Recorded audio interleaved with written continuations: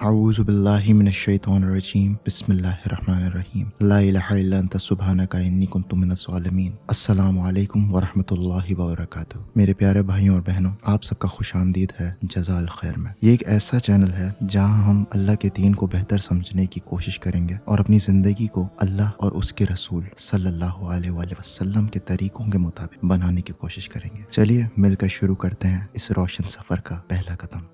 इस चैनल की शुरुआत एक ऐसी इस्लामिक सीरीज़ के साथ करने जा रहा हूँ जिसमें हम कई सवालात और उनके जवाबात जानेंगे। ये वो सवालात हैं जो अक्सर हमारे मुसलमान भाई बहन और गैर मुसलमानों के दिलों में कभी ना कभी ज़रूर आते हैं और वो पूछना चाहते हैं, लेकिन वो थोड़ा सा हिचकिचाते हैं क्योंकि हमारा जो माशरा है वो इस चीज़ की इजाज़त नहीं देता कि आप सवाल करें। आप सवाल करते हैं तो सामने से वो शख्स ये कहेगा कि ये सवाल नहीं पूछना चाहिए या ये कैसा सवाल है, जबकि ऐसा नहीं है। कुरान में सूरह नजल में अल्लाह ताला फरमाते हैं, अगर तुम नहीं जानते तो अहले इल्म से सवाल करो। और हमारे नबी सल्लल्लाहु अलैहि वसल्लम इब्ने माजा और अबू दाऊद में भी कुछ ऐसा ही फरमाते हैं कि सवाल करो और इल्म हासिल करो, क्योंकि एक मोमिन के पास इल्म होना बहुत ज़रूरी है।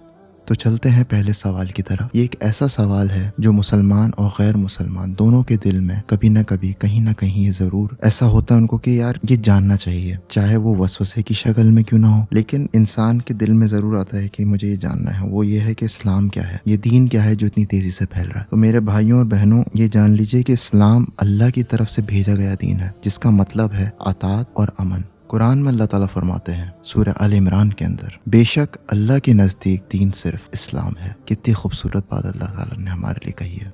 दूसरा सवाल, ये एक ऐसा सवाल है जो हमारा तो उस पे ईमान है मुसलमानों का, पर जो गैर मुसलमान है वो अक्सर हमसे किसी महफिल में या कहीं ना कहीं ये ज़रूर हमसे पूछते हैं कि अल्लाह कौन है। दीन की रोशनी में तो हम उनको यही कह सकते हैं कि अल्लाह वो वाहिद माबूद है जो हर चीज़ का खालिक और मालिक है। कुरान में अल्लाह ताला फरमाते हैं सूरह इखलास में, कह दीजिए वो अल्लाह एक है, अल्लाह बेनियाज है, कुल हुवल्लाहु अहद अल्लाहुस समद। तो मेरे भाई और बहनों, अल्लाह हमारा जो रब है वो इस दुनिया, इस कायनात पर हुक्म करता है और ये हमारा ईमान है और इसी ईमान पे हम आए हैं इस दुनिया में, इसी ईमान पे हम जाएंगे। तीसरा सवाल, ये मैं अपने उन मुसलमान भाई बहनों को कहना चाहूँगा कि भाई नमाज मत छोड़ा करो यार। नमाज बहुत बहुत बहुत बहुत एक ऐसा फ़राइज़ है जो कि आप कितनी आसानी से बोलते हैं यार बाद में पढ़ लेंगे, अल्लाह गफूरुर रहीम है, माफ़ कर देगा। ऐसा नहीं है, नहीं है मेरे भाई। अल्लाह ताला माफ़ तो कर देंगे, बेशक करेंगे, लेकिन आपको ये फ़र्ज़, ये हुक्म अदा करना ज़रूरी है। तो सवाल जो है वो कुछ यूँ है कि नमाज क्यों ज़रूरी है। नमाज इस्लाम का दूसरा रुकन है और ये मोमिन को अल्लाह से जोड़ती है, इसलिए इतनी ज़रूरी है। इस नमाज के दौरान आप अल्लाह से रूबरू होते हैं। एक रूहानियत, एक एहसास ऐसा होता है जो कि आप किसी से शेयर नहीं कर सकते, किसी से आप उस एहसास को बता ही नहीं सकते जो आप नमाज के दौरान अपने रब से मिलते हैं। हदीस में आता है कि नमाज दीन का सतून है और कुरान में अल्लाह ताला फरमाते हैं सूरह निसा में कि बेशक नमाज मोमिनों पर मुकर्ररा वक्त में फ़र्ज की गई है। तो जब कुरान कह रहा है कि नमाज आप लोगों पर फ़र्ज हो गई और वो बड़ी ज़रूरी और ज़रूरत है आपकी ज़िंदगियों के लिए, तो मेरे भाइयों और बहनों, क्यों उसमें कोताही करते हो, क्यों उसको डिले करते हो। वक्त पे पढ़ो और कोशिश करो कि छूटे नहीं कोई भी नमाज आपसे। चलते हैं चौथे सवाल की तरफ। ये सवाल मैंने ख़ुद से पूछा था और उस पर अब अमल करना शुरू किया अल्हम्दुलिल्लाह। और अक्सर लोग भी पूछते हैं, ख़ुद से भी पूछते हैं और लोगों से भी पूछते हैं कि क्या कुरान को समझना ज़रूरी है। तो मेरे भाइयों और बहनों, कुरान को समझना बहुत ज़रूरी है। ना सिर्फ ज़रूरी है बल्कि हर मुसलमान पर लाजिम है ताकि वो अपने दीन को सही तरह से समझ सके। कुरान में अल्लाह ताला फरमाते हैं सूरह 7 के अंदर, ये किताब हमने आप पर इसलिए नाजिल की है ताकि लोग इसकी आयत पर गौर करें। आप इस बात पर गौर करें, हर आयत हमसे क्या कह रही है, हर सूरा हमसे क्या कह रही है, इस पे हमें गौर करने की ज़रूरत है। इसलिए हमें कुरान को समझने की ज़रूरत है।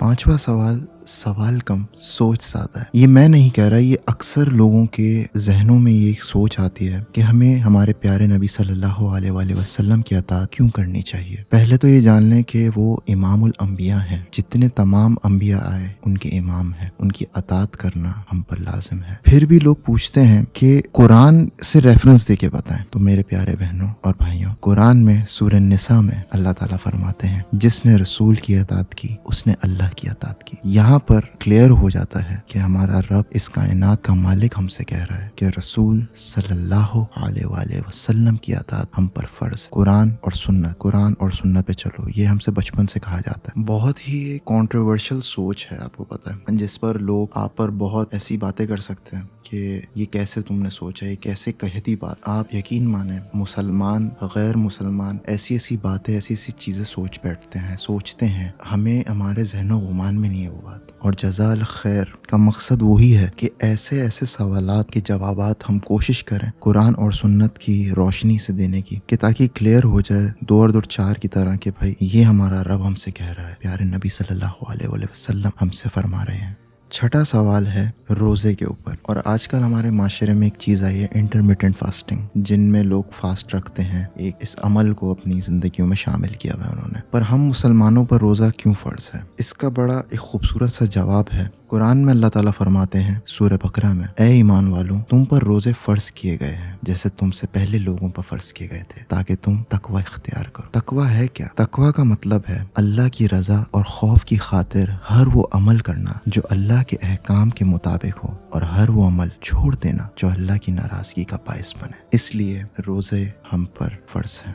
ساتواں سوال ایک بڑا اہم سوال ہے۔ میں سوچ رہا تھا اس کے اوپر تو ایک باقاعدہ ایک الگ سے ویڈیو بننی چاہیے، اس پہ ایک ڈسکشن ہونا چاہیے، بات چیت ہونی چاہیے اس ٹاپک پہ، کیونکہ یہ ایسا ٹاپک ہے جو اس وقت اس معاشرے میں بہت زیادہ پھیلا ہوا ہے۔ اسلام میں خواتین کے حقوق کیا ہیں؟ میرے بھائیوں اور بہنوں، یہ بات جان لیں کہ اسلام نے خواتین کو عزت اور حقوق دیے ہیں۔ قرآن میں اللہ تعالیٰ فرماتے ہیں سورہ بقرہ میں، اور عورتوں کے بھی مردوں پر ایسے ہی حقوق ہیں جیسے مردوں کے عورتوں پر ہیں، اچھے طریقے کے ساتھ۔ تو یہ آپ سمجھ لیں بات کو، یہ ایک بڑی مختصر سی بات ہے یا مختصر سا ریفرنس ہے قرآن میں سے سورہ بقرہ میں، جو کلیئر کر رہا ہے کہ اللہ تعالیٰ نے حقوق دیے ہیں عورتوں کو۔ اب بات وہیں آتی کہ اور کلیئر بتائیں اس کے بارے میں، اور کیا کیا آپ کو دیے۔ یہ ایک ایسی جنگ ہے جس کو جیتنا ناممکن ہے، لیکن وہی جیت سکتا ہے جو اس چیز کو سمجھے۔ اور لوگ کہتے ہیں کہ سمجھائیے، بتائیے۔ تو میرے پیارے بھائیوں اور بہنوں، جس کو سمجھنا ہے یا جس کو اس چیز پر جو ایکسیپٹ کرے گا اس بات کو کہ اللہ تعالیٰ کسی کے ساتھ بھی ناجائز نہیں کرتے، جیسے کہ میں نے کہا کہ بڑا یہ ایک ایسا سوال ہے، اس کا جواب دیتے دیتے پوری ویڈیو کہیں سے کہیں چلی جائے گی، لیکن بس مختصر سا جواب یہی دوں گا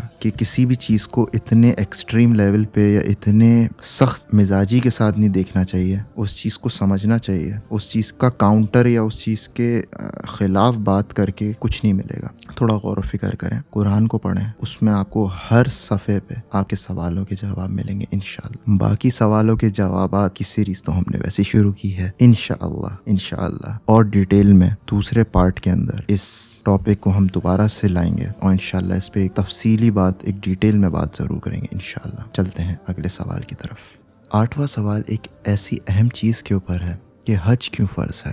پہلے تو ہمیں یہ چیز جاننی ضروری ہے کہ حج ہر کسی پہ فرض نہیں ہے۔ اللہ تعالیٰ نے اپنے دین کو بہت آسان رکھا ہے۔ حج ہر صاحب استطاعت مسلمان پر زندگی میں ایک بار فرض ہے، تاکہ وہ اللہ کے حضور اپنے گناہوں کی معافی مانگے اور قربانی دے۔ سورہ آل عمران میں اللہ تعالیٰ فرماتے ہیں، اللہ کے لیے لوگوں پر اس گھر کا حج فرض ہے جو وہاں تک پہنچنے کی استطاعت رکھتا ہو۔ تو میرے پیارے بھائیوں بہنوں، اس پچھتاوے میں یا اس چیز میں آپ اپنی زندگی کو مت ڈال دیجئے کہ غربت کی وجہ سے یا کسی نہ کسی پریشانیوں کی وجہ سے ہم حج نہیں کر سکے اور ہم دنیا سے چلے جائیں گے۔ کیا پتا آپ کی تقدیر میں اللہ تعالیٰ نے نہیں لکھا، تو آپ دوسرے طریقوں سے ثواب اپنے کمائیں، نمازیں پڑھیں، اللہ کے کاموں میں لگیں، دین کا کام کریں، دین کا کام پھیلائیں آگے۔ کسی کو قرآنی آیت آپ بھیجیں، سورت بھیجیں کہ یار یہ پڑھو، صدقہ جاریہ بنے۔ دوسرے طریقے ہیں جن سے آپ انشاءاللہ اللہ کے قریب ہو سکتے ہیں۔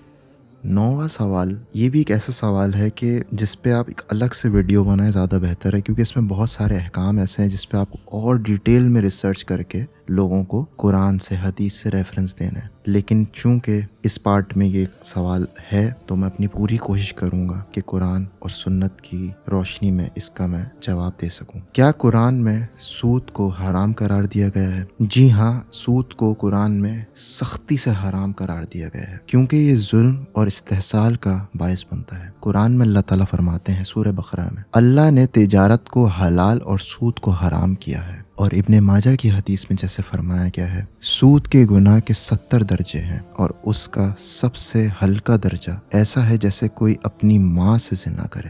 کتنی سخت تنبیہ کی گئی ہے سود کے خلاف، اور ہمارے معاشرے میں لوگ سود ایسے کھاتے ہیں یا اس کا کاروبار، سودی کاروبار ایسے کرتے ہیں جیسے ان کو کبھی مرنا نہیں ہے اور کبھی اللہ کے پاس لوٹنا نہیں ہے، جبکہ اللہ تعالیٰ قرآن میں بار بار کہتے ہیں کہ آپ کو لوٹ کے میرے پاس واپس آنا ہے۔ اس لیے اپنی تجارت میں ہر مسلمان کو یہ دیکھنا چاہیے کہ کہیں اس کی تجارت میں سود تو شامل نہیں ہے، کیونکہ اس کی بڑی سخت پکڑ ہے، اور اللہ تعالیٰ سب کو معاف کرے اور سب کو بچائے اس سودی نظام سے۔ تو آ گئے ہم اس پارٹ کے آخری سوال کی طرف، اور یہ کتنا اہم سوال ہے میرے بھائیوں اور بہنوں، دنیا ختم ہے آپ کی اس سوال کے لیے، کیا والدین کی خدمت فرض ہے؟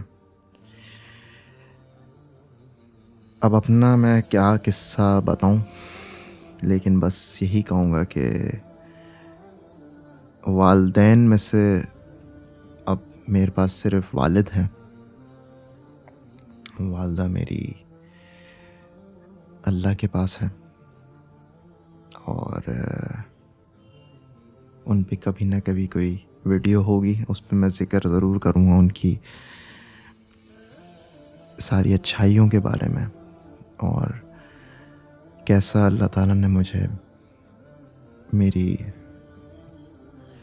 میری زندگی بدلی اللہ تعالیٰ نے، اور اس میں میری والدہ کا کتنا کنٹریبیوشن کہیں یا کتنا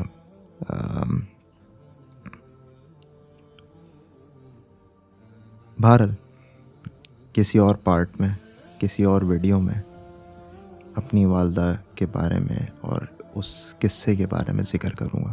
ابھی کے لیے اپنے سوال سے جڑتے ہیں، کیا والدین کی خدمت فرض ہے؟ میرے بھائیوں اور بہنوں، جی ہاں، والدین کی خدمت اسلام میں بہت بڑا فرض ہے، بہت بڑا فرض، اور ان کے ساتھ اچھے اخلاق سے پیش آنا ضروری ہے۔ قرآن میں اللہ تعالیٰ فرماتے ہیں سورہ الاسراء میں، اور تمہارے رب نے فیصلہ کیا کہ تم اس کے سوا کسی کی عبادت نہ کرو اور والدین کے ساتھ بھلائی کرو۔ تو اپنے والدین کے ساتھ بہت پیار سے رہیں، ان کا خیال رکھیں، وہ آج ہیں کل نہیں ہوں گے، اور پھر پچھتاوا کر کے کوئی فائدہ نہیں۔ کوشش کریں ان سے پیار محبت سے بات کریں، ان کا خیال رکھیں، ان کو ٹائم دیں، ان کے ساتھ بیٹھیں، ان کے ساتھ ہنسیں، ان کی باتیں سنیں۔